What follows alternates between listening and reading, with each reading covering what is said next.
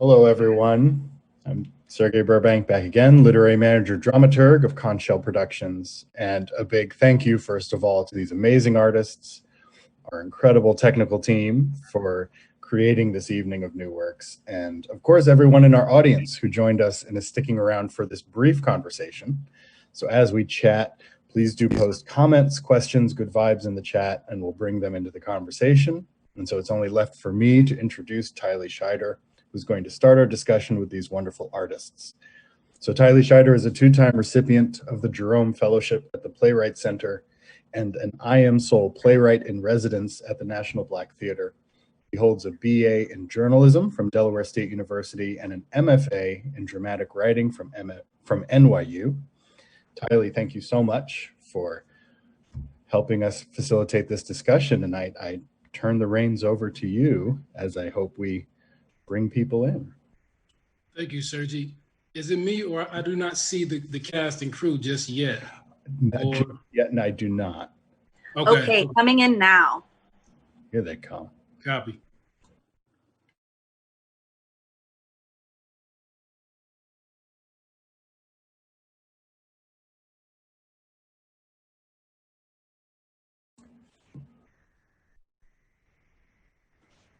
Okay, are we all in? And we're in. Hey, Tylie. Cool. Hey, how's everybody doing? Good. Good. Great work tonight. I had my applause, but no one could see them. Now you can see. Now I can see it. Thank you. That's gorgeous. I felt it. All right, cool. My first question is for all of you. Well, congratulations. That's the first thing I want to say. My first question is for all of you. You dealt with some sensitive topics tonight, like race relations, faith, famine. I wanted to know, could you tell us a little bit about how you found the comedy dealing with such sensitive topics? You did a great job finding comedy. Talk a little bit about that. Anybody can just jump in. Gretchen, you want to go first? Or you want me to go first? Hey, Nelson. Oh, I'll go first then. All right, cool. I guess in the sense I was talking about this when we were rehearsing. For me, it's easy because growing up in Puerto Rico and just being Puerto Rican in general, it's dealing with a lot of smiles through a lot of tragedies.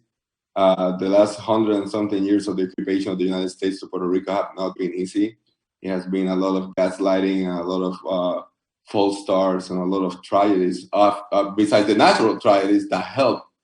But for some reason, I've never seen Puerto Rican people be really sad. Like I was thinking about this. I've never seen my dad cry for something like this. It's like something happens and you move. You keep moving and you keep moving and you laugh and you joke around. Like the realities of I Saw Jesus en Toda Baja were all things that happened. Like the lines that were 3 hours long just to get a bag of ice because we couldn't get anything else. But people were still putting music in it. Were putting music in the line, trying to feel better, even though like they were eaten by mosquitoes. They were dancing and joking around with each other and trying to like give each other eyes. Here you go, so you can spend the next 2 hours waiting. And there was a moment in my writing career that I decided that I wanted to tell the stories from the lens of Puerto Rico, but not just the lens of a Puerto Rican, that's just me. But the storytelling also has to be Puerto Rican. And that will always find light on these tragedies because it's the way that you can actually push that boulder out of the way and move past it. So yeah, I wanted to show that that's the way you could move, so I had to find the comedy in it. Thank you, Nelson. Can I hear from somebody else? The director, the actors? I think for us is the idea, as Nelson said, the idea of staying buoyant through everything, this idea of smiling through the pain and finding a way to be active through the pain. So it's not something that pulls you down and keeps you there, but that you walk with it. There's this idea that we have to keep going. And that is something that we worked a lot through the piece. Now, no matter, life comes with all its colors, all its textures, all its layers, but we just have to stay dynamic just as the time is and just push past that. Find the laughter in it, find the joy, earn it, deserve it, work for it. So that active way that we work through trauma, we want to work through survival in that active way as well. And the best way to do that is to keep joy in the heart, and to be buoyant with how we engage with life. So that is something that we're able to wade through, no pun intended, Nelson, to wade through all that is happening. I love it. And that's what I really, when we were curating this event, that's what I was looking for. Laughter that doesn't come from pain. I don't think now's the time for that. People are experiencing a great deal of pain across the board. It's not unique to one socioeconomic group. Everyone. And yet we have to get through it. And so I think a lot of people are learning. I mean, there are many groups in America who've always done this, risen above, right? But there's something unique about the Caribbean islands where nature is always trying to teach you, you're not that much. I will take you out in a minute. You're not that powerful. Here's an earthquake. Boom.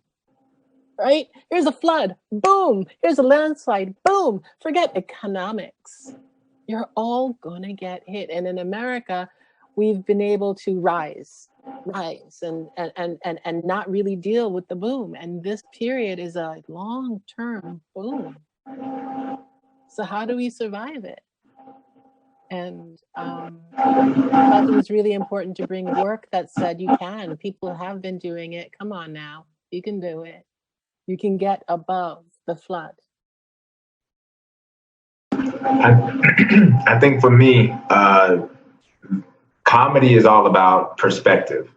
And I think that in Nelson's piece, that Leslie is going through something so heart-wrenching, such a personal thing that they're trying to deal with, that I think that the comedy, that the joy can come in with a new perspective. And so from the actor standpoint, I try to be that new perspective, that regardless of what they're going through in that moment, in that scene, that it's my job as Jesus, as Jesus, to come in and change the perspective, to come in and though you think everything is falling down on you, like, no, today is the first day without sin. Come on, y'all, like this is a good thing. And so to me, it's that perspective that changes, I guess, feeling bad to feeling joy, and that's where I think comedy and humor can live.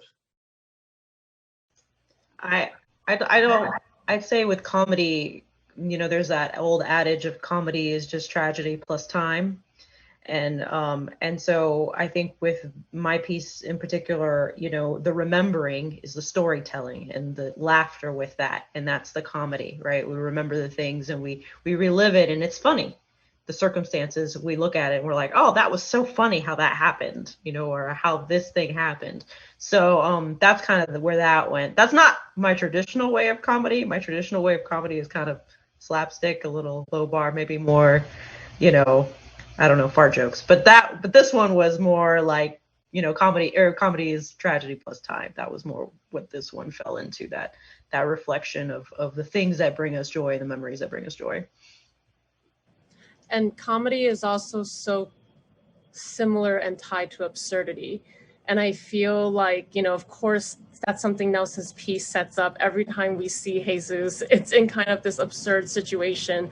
But also, I swear, like every year I'm older, I find the world even more absurd. And like, I actually don't know if it's me, if it's the world, or like if things have always been like that. And like, now we have access to seeing it all. But yeah, and like the absurd leads to comedy / they're just tied hand in hand. And then also Nelson's piece in particular is a bittersweet comedy for me, which is my favorite type of comedy. So it was just such a pleasure working on it and finding all the little gems in it. I'd like to share some of the great comments we've been getting from our audience, because I encourage them to chat. And please continue chatting and asking questions. We got bravo, thank you, that was beautiful. I can't find the emojis in this platform or they'd be all over this form. And that comes from Edith Meeks. Daniel said, hey, Nelson. So, and then we have what a great production all the way around from Andrew 12. So if that's anyone in your community, but thank you, Andrew 12. And we have big applause for all the artists from Edith Meeks. She's the artistic director of HB Studio, our co-producing company. And the arithmetic of the memory, wait, the arithmetic of memory, right? Is that the title? I got it. Okay. The comedy in that was so stark. It just like the play just descended. I read it, but then watching it was something different. Could the actors talk about that switch? It was just like, whoa, okay, we're going to go there. We went there, we're there.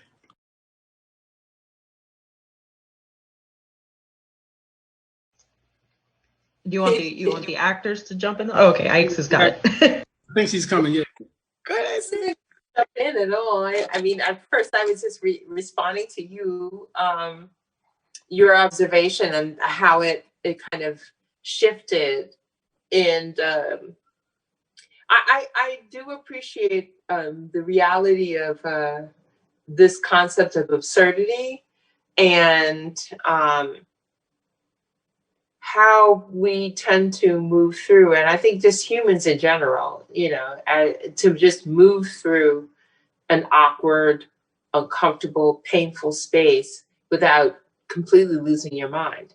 And and how to do that is with joy, is to find the purpose of you continuing to exist so that someone else can be remembered. So even if you've lost, there's still you being here to remind others of what matters, or at least what matters to you.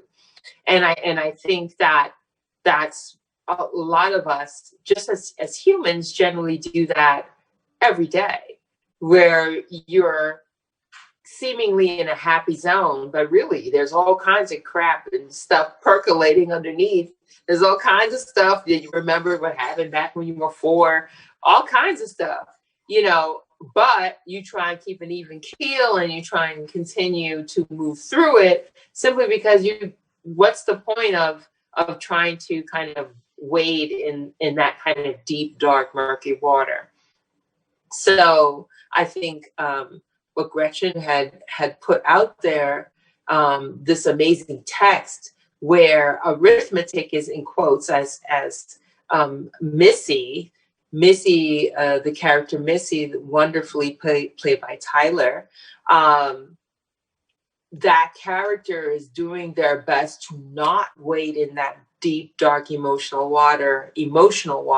So arithmetic generally tends to be very factual, very logical. It's finite and yet infinite. It's the power of all forms of creation, math. and yet there's something clean and crisp about it. So you can't say 1 is 2. 1 is 1. 2 is 2. 3 is 3. So within that language, I think Gretchen created something amazing with a wonderful springboard for deep discovery and deep diving through these topics. Mm-hmm.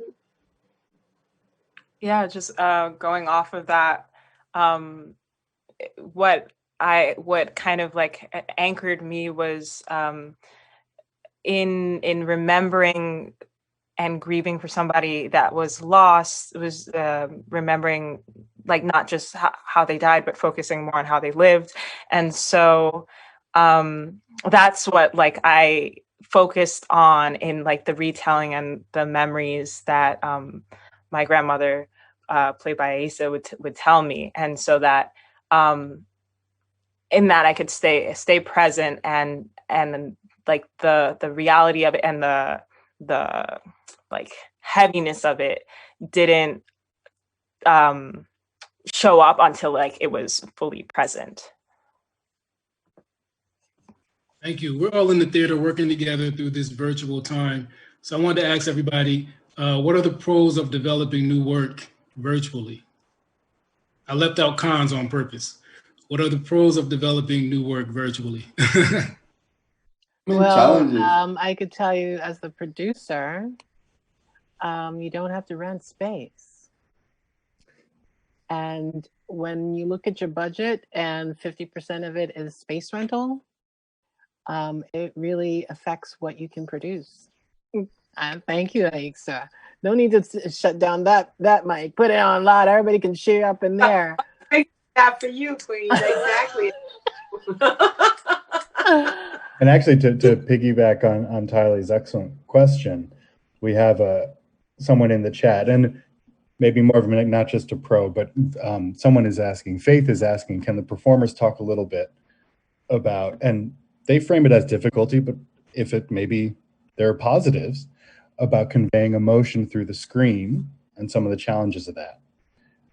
So from the performer's perspective, acting in this space.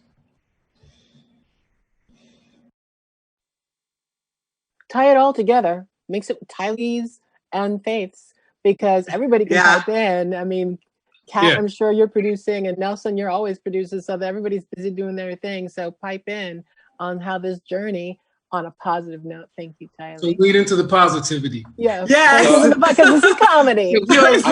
We're going to wade into the plus. You have screen skills. You have screen skills. So lead into the positivity.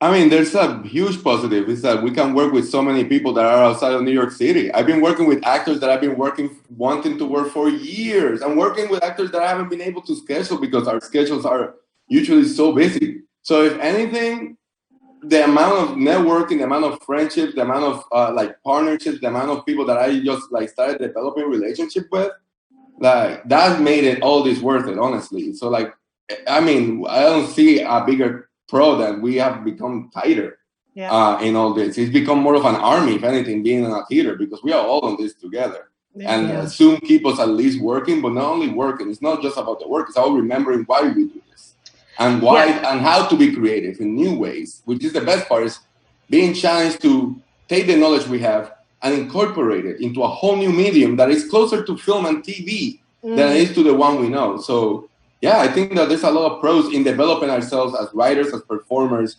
that once this is over, it's going to translate really well. And he actually has like prepared us to a whole new time. So yeah, like I think this is there's a huge pro to this visual.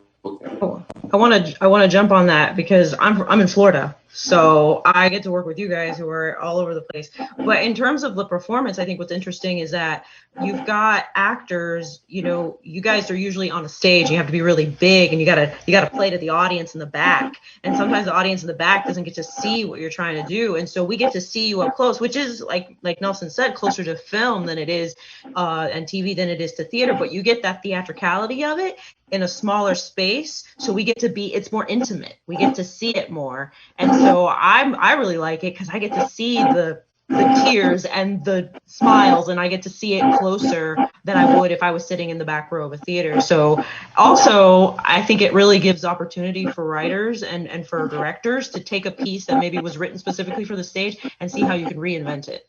And so I feel like Tyler and Aixa, like they took my piece, something that I had thought, oh, it's going to be on stage, and they took it, and I was like, oh, this is, and Teisha just like made it happen. And I was like, oh, awesome. So. And people fall in love all the time online. And I think sometimes we forget that as a skill. Like I didn't fall in love online, but people do. So I feel like the same way we're able to connect love and light and energies is the same way for an actor. We have to connect in different ways, just to answer Faith's question as well, in terms of conveying emotions. There's a level of presentness that comes from working as an actor like this, and you can't connect with just one sense, just your eye, or as we're used to tactile. So everything else sharpens, our ear sharpens. We're able to feel energies in different ways. It may sound woo-woo, but it's actually not woo-woo. It's actually like practical stuff. You are able to work through the text differently. You play on subtext a lot more. You play through your imagination a lot more. So there's a lot of different skill set, as Nelson said, that we pull on now a lot more as actors, whether you do film or television or you do theater. We just have to work in different ways to connect in different ways. We're not able to see each other and have that kind of on-time control and connection. So we have to find ways to kind of open our spirits and our empathy to that. So we can sit in roles in different ways and portray characters in ways that are tapping into different kind of sensitivity and sensibilities as humans. And it's really beautiful. And we just fall in love, and hopefully the audience falls in love with like context and everything. Yes, I echo that so much because it totally felt like an actor boot camp or something. I'm like, I have nothing but this. And Yeah, it's like, the presence, like if you're not present right here, it's all a lie.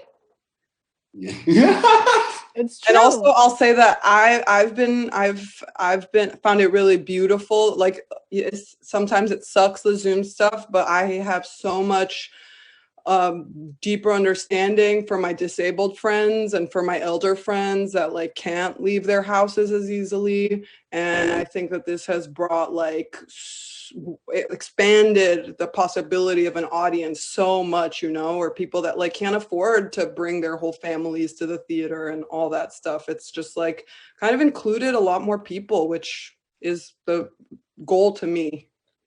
Absolutely. Yeah, I heard that from a lot of new parents as well. You know, they like can actually just zoom in and not have to worry about a babysitter and like all that stuff, or like with a newborn and they're like, my baby's enjoying it too. And I'm like, oh my God, like they're being exposed so early, like, and not disturbing the audience. Like, this is so amazing. But also I've gotten asked a lot actually, whether or not this feels like film. And I guess the thing that I've always loved about theater is that our creativity comes from working within limits. And like Zoom, when you look at that frame, that is it, right? We're not like really having different backgrounds. We're not really getting to change the camera angle if it's live, you know, and we're dealing with whatever costumes and props the actors can generously contribute from their own homes. And that is what we're working with. And that for me feels like essential theater. Like that brings me back to like downtown New York, like, you know, all the stuff I did growing up where it's like, okay, so we have nothing but our passions and a story to tell, and how do we do that? And that is theater. That is. And it's to say that it's like at the end, it just boils us down to what we are. We are all storytellers. We just have different skills of how to tell these stories. And listen, storytelling started with people just around a freaking campfire talking to each other and telling stories, and that's what we're doing right now. Just going to these little squares like a campfire, telling stories as best as we can. So it also just boils it down, just brings us back to that simplicity. So we got some physicality from Brandon. I mean, I was impressed with some of the images we got from you standing up, and talk a bit about that. Oh, I mean, that, you know, Kat is brilliant. And so she has a vision when she read this script, and all I really had to do was be an actor, which is flexible, which is listening, and so immediate, so and personal. You know what I mean? I'm not having to run to this studio or make it to this theater on time, and you know, hopefully the dog is crazy. She got up and was, that's one we're not talking about. It was beautiful that she was here to watch the performance. Anyway. It's really nice to not have to get on a train and send an email on the train and hope it goes through to say that I'm running behind or something. So to be able to be in the comfort of my own home and get the brilliance of Kat, to get the dedication and the amazing artistry of Rad, all right here in this space.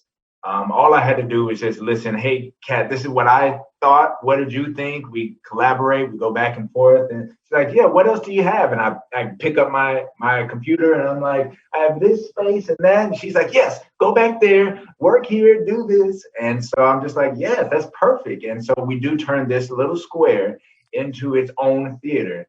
And it's not just one space that the audience is getting to see, like all of these different squares. We're seeing what your home looks like in your home and where you work and how you work. So it's been amazing in that way. I just feel that we've become more intimate, like Nelson said, you know, every time, I mean, I've been on all the sides. I've been the writer, the actor, the director, the producer, and every side that I'm in, it's such an intimate interchange. And it's, I mean, yes, I love theater, I love film, I love television, but there's something, the stillness of just truly connecting with this being, the sound of the being, and imagining their essence as however you're interacting with them. It's enlivening. It's making me recognize that we are magnificent beings with no end to our abilities and our potentials. Okay, poet. So we're all going to have more friends after everything's over. We're going to be more popular. But don't get lazy. Brandon, don't get lazy. You sound like you're going to get lazy after this. Oh, it's too late. I'm already lazy. I'm never leaving the house again. It's like 7 months in. It's like this is the only space I know, and I'm gonna know now. Could the playwrights, could you talk a bit about your inspiration for writing the plays? Let's start with Gretchen. Yeah, so this is actually loosely based on a real story.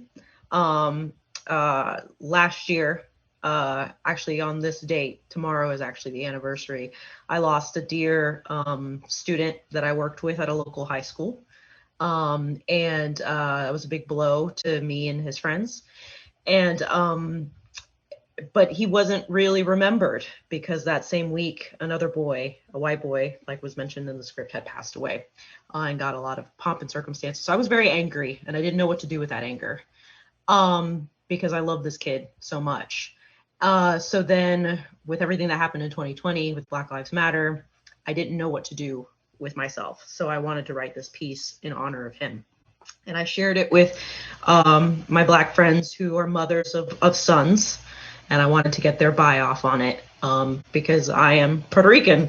I am not a Black woman with a Black son, but I have friends that are. And I wanted to tell this story of this child that I loved so much. So that's where that came from. And I guess in the midst of that, I tried to put the lightness in the beginning, knowing that the heaviness was going to be in the back end of it. But really, I wrote it for cathartic reasons. I needed to release this emotional weight that I had on my shoulders. And so that's where that piece came from. So yeah, that's the honest truth. Did it work?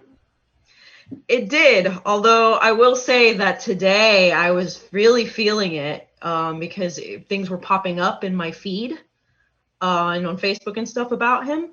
And so I was feeling that heaviness. But after watching the performance, like my husband was here next to me watching the performance, I was like, I don't know, I felt like a peace. So hopefully he's up there watching and he knows that he's remembered. Go ahead, Nelson. Yes. Yeah, I mean, it's the same reason. It's a cathartic reason. It's when Maria hit Puerto Rico, it took my soul away. It literally, I'm very deeply connected to my culture and to the island. I grew up there. I came here when I was just already fully like an adult.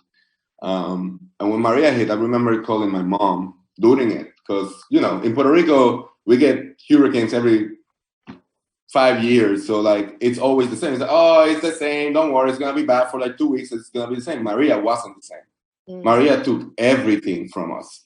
And it left a void. It left a void to all of us, especially like the people there that were dying and the people here that didn't know how to get there, couldn't get there. I tried to go there like 3 times, couldn't.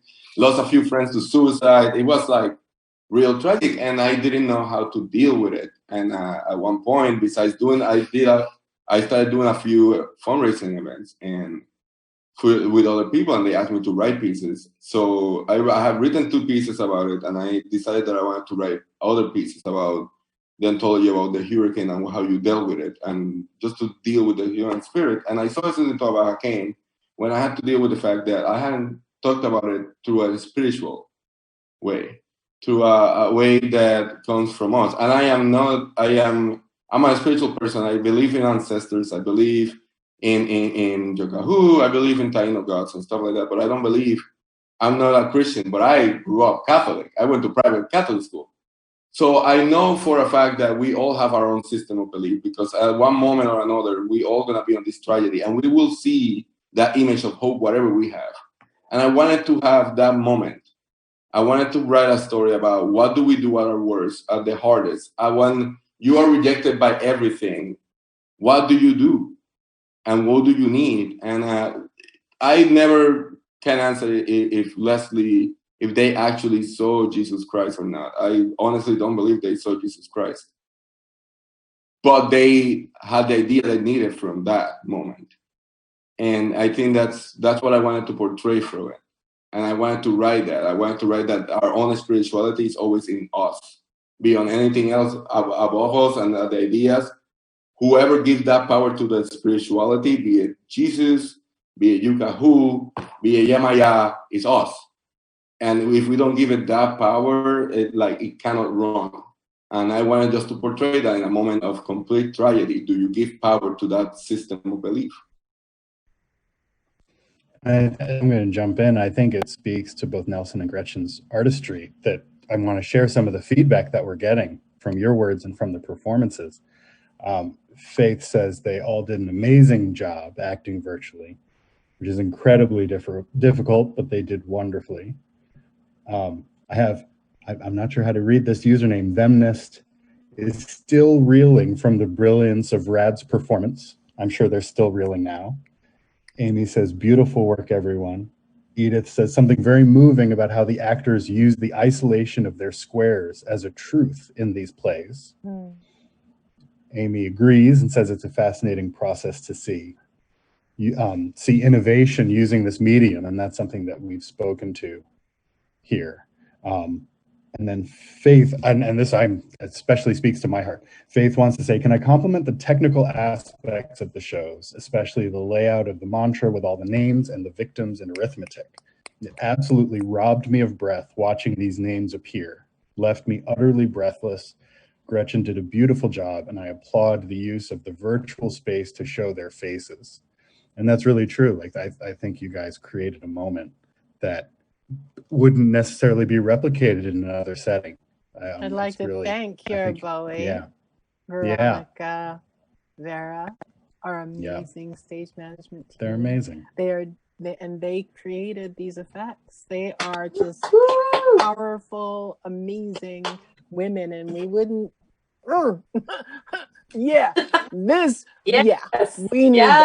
We need them. We need them. Oh wow, there's another one. Did you read the final woo woo, Sergei? There's a woo. There's a woo. Did you? Okay, great, awesome. I love how Gretchen and Nelson shared the cathartic experience of being an artist, right? And I always say we do work that awakens, art that inspires. But if you're not inspired, you cannot inspire others. And all of you were so inspired. Thank you. It was brilliant. And my hope is the world will wake up thanks to all of you. Thank you. I diddle that. And now it's. Go ahead, Sergei. No, I'm going to do horrible commercial things. Please say something deep and profound first. Well, yeah, if you have another question to ask Tylie, please. He's doing the closure thing. You threw me off. Magaly has all the poetry for the night. I'm not even going to Immaculate says simply brilliant. It's too late for me to compete. So I just want to say that I hope to see all of you on the other side of this, and great work tonight. Thank you. And a huge thank you to Tylie Shider for this discussion and these wonderful questions. Tylie. Thank you. Yeah. Thank you to everyone. So to our audience, please join us next week. We will return to Program A in case you missed those wonderful shows. On October 23rd at 9 p.m. Eastern, we will have I Married a Black Republican, written by Magaly Colimon-Christopher, directed by Tanya Taylor, and The Customer Voting Service, which is written by Juan Ramirez Jr., directed by Susan Tenney. I hope my voice hasn't put Nelson to sleep this time. I know I got notes last time. And then I'm going to... Listen, I'm going to hire you. You already have a job after this is done. Don't worry about it. You need to do one of those, is it ASMR? I can't say ASMR. Yeah, you need to do that. I do need him. I'm going to have a kid. I'm going to need help. I need your voice. Record it, baby. Record it. Make millions. Millions. Conch Shell Productions. Visit our web media. Thank you for joining us tonight. And I turn it over to my boss, Magaly Colimon-Christopher, to say farewell. Farewell. Thank you. Come back. Like he said, don't skip out. Come back. Every day's a new day. This is live. This is not recorded. Thank you.